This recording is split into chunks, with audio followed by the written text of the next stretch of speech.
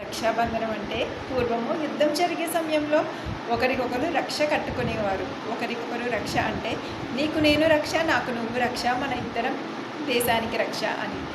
కాలక్రమేణా ఇది అన్నాచెల్లెళ్ళ పండగగా ప్రసిద్ధి చెందినది. ఇప్పుడు రాఖీగా అందరూ జరుపుకుంటున్నారు. మన సాంప్రదాయాన్ని ఎప్పుడూ మర్చిపోవద్దు. ఒకరికొకరు తోడుండడమే జీవితం. ప్రేమ పంచుకుందాము, విశ్వమంతా ప్రేమమయం చేద్దాము.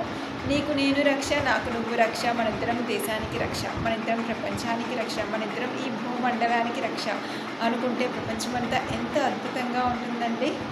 దీనిలో దాగి ఉన్న ఈ అద్భుతాన్ని గుర్తించి మనం అందరూ ప్రేమని పంచుకుని ఒకరికొకరు తోడుగా నిండుగా రక్షగా ఉందాము. ప్రపంచం అంతా విశ్వమంతా అద్భుతమవుతుంది. నమస్కారాలు. ఇది కార్తీకి అమ్మవారి రక్ష.